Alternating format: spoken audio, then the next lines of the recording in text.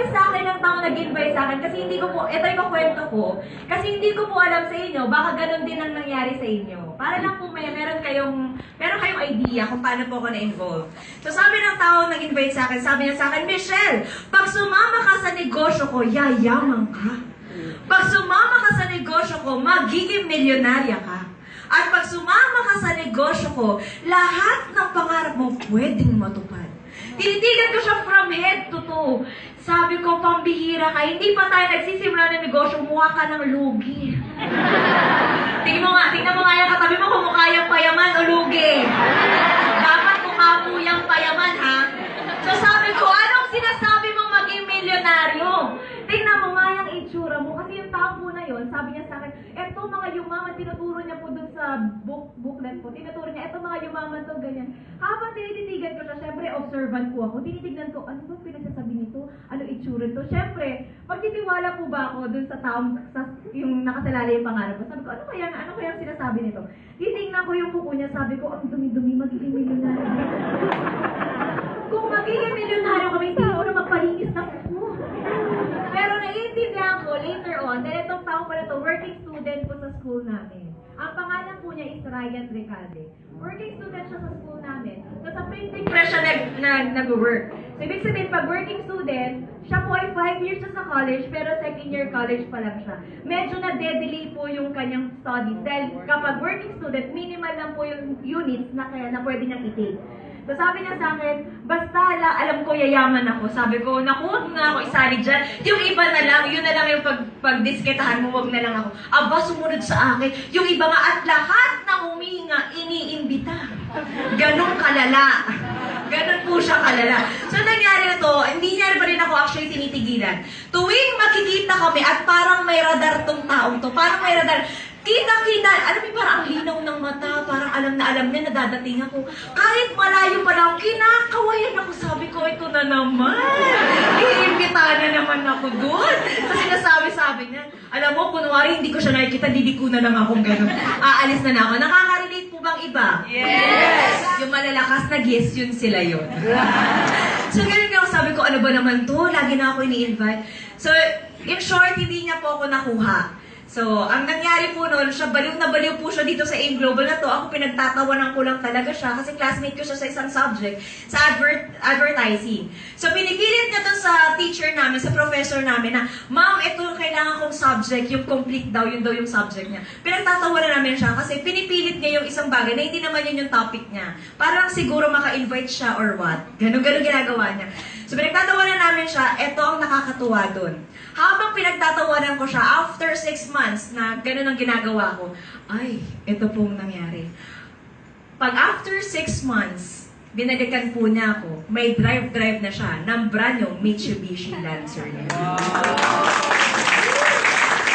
Sabi ko ngayon sa kanya, yan sasakyan mo, wala pang plate number.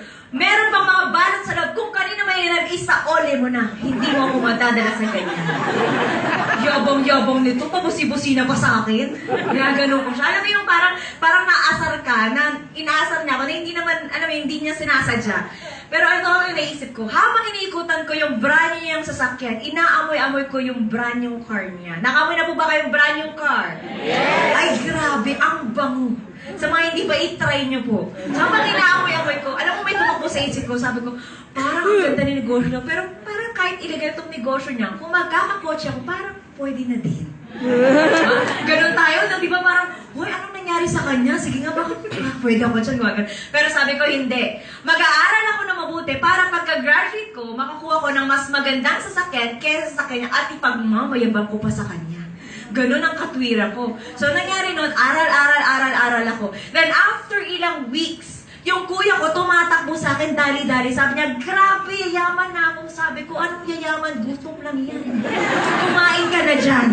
So, sabi niya, basta hindi ko nakakita, hindi ako nakarinig. Basta alam ko, yayaman na ako. Sabi ko, anong yayaman? Mayaman na tayo. Sabi niya, basta. Gumaganon yung kuya ko. Sabi ko, nahawa ata sa kanila. Parang mga baliw. Kasi doon po sa school namin, parang nagkaroon ng kulto. Kulto ng mga AIM Global, mga estudyante. Alam mo, hindi mo na maintindihan yung mga ano nila kasi parang in love na in love sila sa AIM. Baka po iisipin yung ibang baliw na word na sinasabi ko. Hindi po literal na baliw ha. Yung parang excited sila lagi, ganun. So itong kuya ko, nakakatuwa po, ginagawa niya AIM Global. Then one day, natuwa ako sa kanya. Nagbibilang po siya ng pera sa harapan ko. Okay na po ba magkwento ng mga pera, gano'n? Yes! Baka po kasing iba, grabe, mga pera-pera, puro gano'n na lang. Yan, para nag-ano lang ako. Yan, habang kami magkasama ng kuya, nagbibilang po siya sa harapan ko, tag 500, tag 1,000, kada bagsak po ng pera niya, bumabagsak din yung ulo ko. Sabi ko, grabe, daming pera naman itong kuya ko. Sabi ko, kuya, marami yan ah. Yung ba yung kinita mo dun sa AIM Global na yun? Sabi niya, ito nga yun. Yabang? Yabang ng kuya ko? Sabi ko, maganda yung business mo ah. Baka pwede ako dyan. Mga ganun-ganun na ako. Yung pride ko na napakataas, medyo nilunok-lunok ko na. Bakit? Tanong niyo sa akin kung bakit? Bakit? Pareho na kami ng allowance ng kuya ko. So alam ko kung paano rin siya gumastos. Tapos ngayon may kinikita siya. Sabi ko, bakit parang pwede ako dyan ah? Tapos in-explain niya sa akin. Excited siya, explain siya. Sabi ko, grabe, ang ganda niyan. Sige, sabi niya, ito, basta maganda to, yayaman ka dito, gumaganon siya sa akin. Sabi ko, sige, ano bang klaseng, negosyo? Sabi niya sa akin, ay, grabe, nakakabalot ko, networking! Gumanon siya, sabi ko, grabe ka naman, kuya.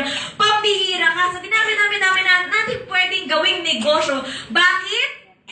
Networking pa yan yung scam, pyramiding. Pag wala kang career, wala kang profession, pag networking ka, pag tambay ka man, networking ka. Madalas po yun ang thinking natin, tama ba? Yes. Tama po ba yun? Yes. Pero bakit po, kung negative ako noon, naging positive ako? Tanong niyo sa akin kung bakit? Bakit? Then aside po sa mga resulta nila, actually yung kuya ko po after 8 months, paglabas naman po siya ng brand new Honda Civic niya. Ang pangalan po ng kuya ko is Marco. So aside po sa mga resulta na nakita ko po sa kanila, nagkaroon po ako ng quiz. Dahil ng 4th year college po ako, last semester, nagkaroon ako ng subject na network marketing. So doon ko naintindihan, ang network marketing pala, it's a legitimate business. Legal na negosyo na nag-evolve lang. Ako po kasi ay graduate ng commerce, major in marketing. So naintindihan ko po, negosyo pala siya. Yun nga lang, kung bakit naging negative ang mga tao pagdating sa networking, hindi po mismo sa networking, dahil po sa mga taong nagpapatakbo doon. Kaya po siya naging negative. Ang difference po niya with traditional business, ang traditional business, meron kang sarili mong shop, ikaw mismo papatakbo, may empleyado ka, ikaw nagbabayad ng mga bills, may inventory ka, may accounting, etc. Ang network marketing po, ito po yung klase ng negosyo na mag-join ka lang. Para mas maintindihan, may 3 klase po ng negosyo. Nandiyan pa po ba kayo? Yes! 3 types of business. Number 1, pakisabi po, build. Build. Yan. Ibig sabihin ng build, gagawa ka po ng sarili mong business. Yan yung mag-iisip ka ng anong produktong gagamitin mo, ano yung mga sistema mo, etc. So dito po, pag mag-build ka, normally po dito, kailangan mo ng mataas na capital. At dahil nagsisimula ka pa lang sa negosyo, hindi mo alam kung magsasucceed ba yung negosyo mo or hindi. Tama ba? Yes. So yung risk mo dito, medyo mataas din. Kasi hindi mo alam kung magsasucceed siya eh. Meron po ba tayong masanabayan? Thank you. Number 2, pakisabi sa katay mo, buy. Buy. Yan, anong buy? Bibili ka po. Parang franchise. Di ba pag mag-franchise ka, mahal? Yes. Medyo may kataasan ng presyo pag mag-franchise ka. Pero yung risk ng franchise, hindi na ganong kataas dahil meron na silang sistema. Susunod ka na lang. Sino po ba dito nakapag-franchise na, nakapagsubok? Ang franchise po kasi, nung nagbabasa ako, ang franchise pala, magbabayad ka ng pera, may sistema na sila mismo din mag-hire ng mga tao para sa'yo. Sila rin magde-deliver ng mga products, lahat po ng kailangan mo, may ganun po silang sistema. So yung risk mo dito, hindi rin siya ganong kataas. Compared kapag gagawa ka ng sarili mong negosyo. Number 3, pakisabi po sa katabi mo, join. Join. Ang join, sasali ka sa isang company. Yan. Especially po, kapag wala kang idea sa business, pag hindi mo alam kung paano patakbuhin yung business mo, normally po, magjo-join ka sa isang company. Ang join po, ito po ay klase ng network marketing. Kasi ang join, may sistema na po sila, susunod ka na lang po. At ang maganda po dito, hindi ganon kataas ang capital mo mo, dahil meron na po silang, mag-join ka lang. Tama? So pag nag-join ka lang, hindi rin ganun kalaki yung share na ibibigay mo. Sila nang bahala sa mga system. Sila nang bahala sa inventory, sa finance, sa accounting. Yan, sa marketing sila na. Yung risk mo dito, dahil mababa lang ang iyong capital, ang risk mo bang mataas o mababa? Mababa din. Yan. So kung ikaw po ay walang idea sa negosyo, kung ikaw ay estudyante, gusto mong kumita ng part-time, kung ikaw ay empleyado, wala kang oras, pero gusto mong kumita ng part-time, kung ikaw ay housewife, nasa bahay ka lang, gusto mong kumita ng kahit part-time, kung ikaw ay negosyante, pero hindi mo alam kung anong negosyo ang papasukin mo, ang pinaka-the best po na gawin ay mag-join. Tama ba? Pakisabi nga sa kanila mo, join. Join. Ganon din po ang ginawa ko. Nag-join po ako sa isang network marketing company. At ang pinaka-the best na ginawa ko, nag-join po ako sa AIM Global, ang #1 network marketing in the Philippines. Maganda po ba yun? Yes. So, nangyari po sa akin, nakakatuwa po, in 1.5 year po ginagawa yung AIM Global. Sinabi po kanina ni Miss Christine, ako po ay isa sa mga naging youngest millionaires club ng AIM Global. Kumita po ako ng milyon dito in less than 2 years po. Palakpakan nyo. Mamaya ko na po ikukwento po yung iba. Mas maganda po, i-share ko muna sa inyo. Paano ba kumita dito sa AIM Global? Sino po ba dito ang gustong kumita ng malaki? Taas sa kamay! Kung kayo ay kikita, anong gusto nyo? Maliitan o malakihan? Malakihan. Lahat naman tayo gusto ng malakihan. Kung gusto mo ng malakihan, syempre, gusto mo sagad-sagarin na. Sino dito ang gusto maging milyonaryo? Taas sa kamay! Yan kayo ay mga mukhang? Pera kagad. Hindi ba pwede mukhang negosyante lang?